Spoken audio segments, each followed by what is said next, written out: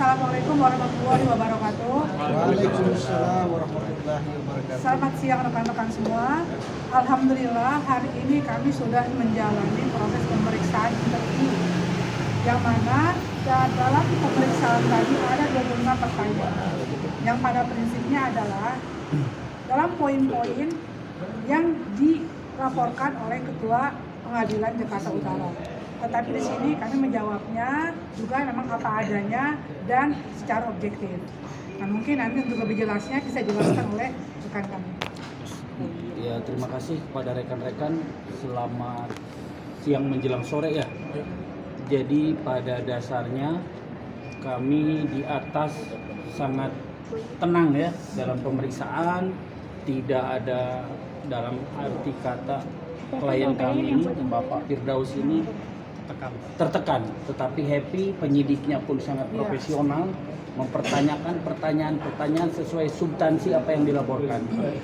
Jadi kami dalam berita acara pemeriksaan ada 25 poin, tapi intinya dalam berita acara pemeriksaan tersebut hanya fokus kepada kejadian apa yang terjadi di persidangan di PN Jakarta Utara. Jadi selebihnya itu kita tidak ada hal-hal lain, dikarenakan klien kami ini hanya dalam bentuk berita acara interview sebagai saksi dalam pasal 2335, 217. Jadi kami berterima kasih kepada Baresmin, Bapak Kapolri khususnya, berikut tadi Bapak Kasubdit langsung mengecek langsung dalam pemeriksaan. Jadi kita dalam hari ini kuasa hukum maupun klien kami mengucapkan terima kasih sebanyak-banyaknya kepada Mabes Polri yang sudah menerima kedatangan kami dengan baik, memperlakukan kami dengan baik. Kami anggap hari ini bukan pemeriksaan, tetapi rekreasi, tur plus klarifikasi kejadian atas dasar pelaporan Ketua Pengadilan Negeri Jakarta Utara. Jadi intinya itu saja, dan semoga kedepannya jangan ada lagi kasus-kasus serupa, tidak ada lagi kasarnya kasus yang melibatkan naik meja. Mungkin nanti akan naik meja belajar kepada kami. Iya. Yang baru mau naik meja, naik meja belajar ke kami gratis. Bisa belajar pihak online, Zoom online ya. Jadi mungkin itu saja keterangan dari kami. Pada intinya tidak ada pertanyaan yang berat. Semua pertanyaan mengalir begitu saja, apa adanya, tidak dilebihkan, tidak dikurangkan. Mungkin nanti kurang lebihnya dijelaskan oleh klien kami sedikit banyaknya. Silakan. Ya, alhamdulillah hari ini pemeriksaan ya seperti yang diutarakan oleh kuasa hukum saya tadi, Bapak Niko dan Ibu Ira ya? Ibu Ria. Alhamdulillah sudah selesai, dan saya sangat terharu sekali ya, karena semakin tahun semakin hari itu polisi semakin profesional. Jadi image polisi, tentang polisi itu menakutkan, tentang polisi itu kasar, galak dan lain-lain, sekarang udah mulai benar-benar di zamannya Pak Listio Sigit Prabowo ini udah benar-benar subhanallah profesional banget, dan kami disambut dengan penuh kekeluargaan, dengan canda, tawa, ya, ngobrol ngalor ngidul, bahkan sambil diperiksa pun kami ngobrol santai tentang pergaulan dan lain-lainnya. Nah, ini penyidiknya juga tadi namanya siapa? Palingga. Ibtu Lingga itu juga bagus juga tuh. Humanis banget. Itu perlu tuh dinaikin pangkatnya tuh, Ibtu Lingga tuh. Ya, sama Pak Kapolri itu. Kenapa?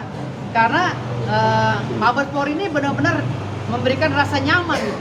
Mudah-mudahan Polda-Polda atau Polres-Polres serta Polsek-Polsek ini mengikuti cara Mabes Polri untuk melayani orang yang terperiksa, terlapor dan lain gitu. Ini benar-benar presisi antara si pelapor dengan terlapor, itu disambutnya dengan kekeluargaan. Ini menjadi contoh ke depan bahwa polisi kita ini sudah bagus. Ya, Polri kita sudah bagus. Jadi kalau ada berita-berita miring tentang polisi, biasalah itu dalam dinamikanya pembenahan ya. Tapi hari ini saya diperiksa, tidak merasa diperiksa. Malah saya bilang, Bang, kalau dibantah saya tidur sekalian nih, Bang. Ketawa mereka. Paling nggak ketawa, karena saking benar-benar humanisnya. Mabespori dalam pemeriksaan. Dan alhamdulillah hari ini juga saya telah diperiksa atas laporannya Bapak Ketua Pengadilan. Ya, saya juga terima kasih kepada Ketua Pengadilan. Ya, sekali lagi saya meminta maaf berkali-kali atas kekeliruan saya sebagai kuasa hukum Pak Rasman. Saya minta maaf kepada Ketua Pengadilan, kepada Ibu Hakim juga, Ibu Sofia Tambunan. Memohon maaf yang seikhlas-ikhlasnya. Karena biar gimana, laporan ini saya tidak menganggap laporan untuk menghukum saya atau menghina saya, tapi ini membuat pelajaran bagi saya agar saya ke depan lebih menghargai lagi persidangan, lebih menghargai lagi pengadilan. Walaupun ini secara spontan. Ini bentuk daripada mungkin orang tuanya ya, orang tua kami Mahkamah Agung menegur kami sebagai pengacara. Seperti itu. Walaupun di dalam 4 pilar korelasinya kami adalah penegak hukum sejajar dengan mereka, tapi kami di sini menganggap Mahkamah Agung adalah orang tua kami. Jadi atas laporannya Pak Ketua Pengadilan kami fine-fine aja. Apapun hukumannya kami akan menerima. Ya, kami siap menerima hukuman sampai pembukuan pun saya tidak pernah protes lagi. Ya, karena saya anggap saya lagi ditegur oleh orang tua saya. Jadi tidak ada kekhilafan dan kekeliruan ataupun pembenaran yang saya sebutkan untuk menjatuhkan Mahkamah Agung, nggak ada. Saya tetap ekspresi terhadap Mahkamah Agung yang benar-benar profesional, yang solid, yang hierarki dan garis komandonya oke. Ya, inilah cerminan daripada Mahkamah Agung sekarang. Mahkamah Agung yang sudah profesional, ya. Mahkamah Agung yang sudah memperbaiki diri, sama seperti Mabespori. Jadi tidak ada lagi tuh orang mengatakan bahwa penegakan hukum di Indonesia ini tidak baik dan lain-lain. Ini udah mencapai tingkat 90% dalam pembenahan. Tinggal 10% lagi perbaikan udah sempurna nih. Penegakan hukum Indonesia hampir sempurna. Gitu. Nah, konsekuensi hukum itu sebenarnya hanya pembekuan atau ada yang lainnya sih? Jawab. Gimana? Konsekuensi hukumannya itu hanya pembekuan substansi atau memang ada yang lain? Oh, jadi konsekuensinya ada pelaporan dong. Iya. Jadi bukan hanya pembekuan aja. Pembekuan kan artinya kan kita nggak bisa beracara lagi berdasarkan sumpah kita. Tapi konsekuensinya kita ada pelaporan. Gitu. Tidak bisa sidang. Tidak bisa bersidang. Ada batas waktunya kah sampai kapan atau gimana? Kalau batas waktu belum bisa ditentukan karena memang belum ada lab spesialis ini.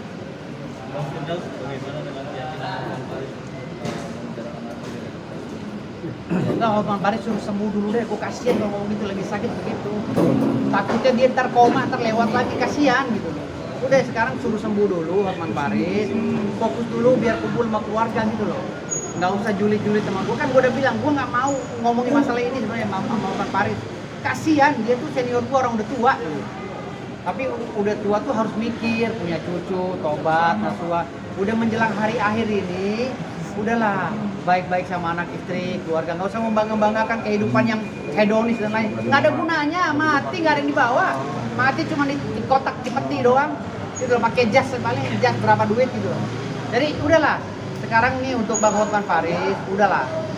Nggak usah ngoceh-ngoceh, tetap saya nggak bakal takut sama abang. Ya, merinding juga kagak, saya nggak takut, peser pun nggak takut, sejengkal pun saya nggak takut, sesenti saya nggak takut sama Hotman Paris. Ya, udahlah daripada ngoceh-ngoceh gitu terus kasihan saya gitu. Udah, kayak hakim aja penjara-penjara, ngapain penjara? Sekarang aja klien saya nggak di penjara kok. Itu bukti ketidakmampuan Hotman Paris melawan saya. Gitu. Dan niat jenguk Bang Hotman mungkin Nggak mau saya ngejenguk. Oh, saya belum tahu penyakitnya, tahu ketularan, nggak mau saya. Ngapain saya jenguk, emang saudara saya. Tapi kan kemarin juga di status juga Bang Hotman sempat mengaku video ini kayak beliau itu dirawat di salah satu rumah sakit di Singapura itu kan lumayan fantastis. Nggak ada urusan saya yang habis duit dia, bodoh amat. Nggak pengaruh bagi hidup saya. Hartanya Hotman Paris nggak pernah berpengaruh bagi hidup saya. Propertitas, entitas, ya, nos pondet veritatem, ya. Hartamu, kedudukanmu tidak pernah, ya, mewakili kebenaran. Ya. Jadi dia kaya, dia punya kedudukan, dia belum tentu benar, gitu loh. Jadi nggak usah lah bicara-bicara, orang ini udah muak semua, gitu loh. Apalagi bicara sama gue ini cucunya Sultan. Gue sampai capek ngomong belasan tahun gue cucunya Sultan, nggak ada yang protes, nggak ada. Video lama gue sama si Ratna diolah-olah lagi. Itu Ratna itu saudara gue, gitu loh. Karena gue lahir di Jakarta, dia lahirnya mungkin di Jonggol apa di mana, jadi nggak kenal gue gitu loh. Sempat ribut kemarin, tapi sekarang keluarga Istana Bima udah, ini kok udah satu, nggak ada yang ribut-ribut lagi. Ngapain itu diolah-olah lagi? Gue udah belasan tahun ngaku cucu Sultan. Ya, emang gue cucunya Sultan. Siapa mau bantah? Sultan kan bebas. Bang, ini kan Bang Hotman juga kan ini sedang sakit penyakit tapi beliau tuh masih suka nyindir anak untuk mengasah. Iya, makanya gue bilang ini gue doain sembuh, udah ntar dulu lah. Kasian, kalau sembuh gue takutnya lewat kan gimana ntar gue disalahin lagi kan gitu. Sembuh dulu lah, ini udah ada cairan nanah-nanah di jantungnya apa di hatinya kan ngeri. Hepatitis atau apa itu gue nggak tahu, makanya gue nggak berani besuk. Gue takut nular. Mungkin kiriman doa kali Bang. Ya udah gue doain udah, mudah-mudahan sembuh. doanya. Udah sembuh lah. Tapi walaupun dalam posisinya apa masih baik juga ya. Hah? Untuk Ya gue kasihan lah, makanya gue berdoa mudah-mudahan dia fokus sama cucunya. Udah jangan hidup dunia ini dikejar nggak bakal habis. Gue aja nih mau bangun pesantren gitu loh.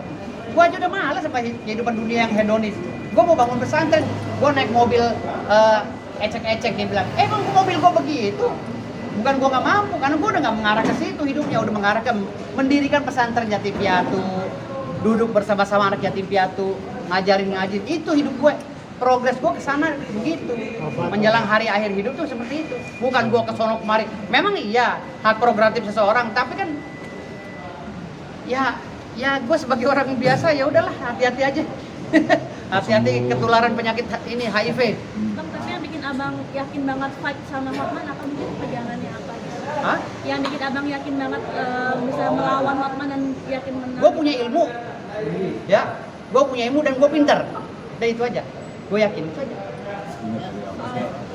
Hari apes nggak ada dalam kalender. Udah itu aja.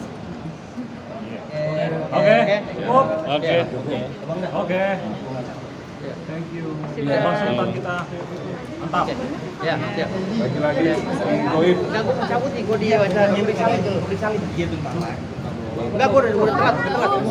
Bang, ini kemarin soal yang katanya sempat ikut main film bareng Agnes Mo, gimana Bang? Oh, yang gua main film Agnes. Waktu itu gua main film di Matahariku kalau nggak salah. Gua sama Bang Dodi Dianas ya diarahkan untuk memerkosa Agnes. Kan gua pemain peran pembantu. Ya kan? Gua disuruh merkosa. Gua Bang, ini gimana cara merkosanya Bang? Kalau yang lain kan kalau ribut kita masih bisa ya kan tangkis penangkis, kalau merkosa gimana Bang? Kalau Agnesnya meronta-ronta kan gitu. Terus kata Bang Dodi Jenas, ya udah lu gimana aktingnya pokoknya begitu terserah lu. Bingung gua kan, kamera action ya kan, begitu action gua bingung kan, masa milih, ini pegang kan gak dapet angle-nya kalau main film milih, ya udah gua perkosa beneran. Akhirnya gua salah pegang, ditabok sama Agnes, ketepok gitu. Pas gua ditabok, udah, saya nggak mau dia, saya nggak mau. Udah gua langsung datang ke Bang Dodi, Bang tuh kan, akhirnya salah pegang gua. Itu tahun kapan Bang? Itu HP-nya. Udah lupa, gue pokoknya sinetron Matahari barengan sama Tersanjung lah gitu. Waktu gue main di Matahariku, Tersanjung materi. 97. Udah, Matahariku udah. Bang, katanya juga dekat sama Syarifan Nonton sampai diangkat jadi adik angkat sendiri seperti Iya, dia ada angkat gue dan di organisasi Ferrari dia wakil ketua. Dia wakil presiden Ferrari, Perkumpulan Artis Indonesia. Dan kemarin minggu kemarin dia nelpon gue janjian di Jakarta. Mau ada apa tuh Bang? Cari nelfon abang mau ada acara apa atau membuat program apa gitu sama Charlie? Kan kita biasa ketemu. Gue kalau sama saat Charlie kan kadang-kadang ngobrol berdua. Ya, mau Ramadan apalagi ya kan. Kadang-kadang gue kalau mau ketemu berdua aja makan berdua sama tim gitu kan. Tim gue di luar dia berdua sama gue ngobrol-ngobrol konyol-konyolan aja. Layaknya adik kakak gitu. Persiapannya mungkin menjelang Ramadan seperti apa Bang Firdaus? Persiapannya ya, ini udah banyak stasiun televisi juga yang kasih kode ya kan. Udah banyak stasiun televisi juga yang ngasih kode katanya mau ngundang gue di acara buka bersama, sahur apa segala. Tapi nantilah, itu kedepannya. Hai, terima kasih sudah menonton. Jangan lupa subscribe, like, comment, and share.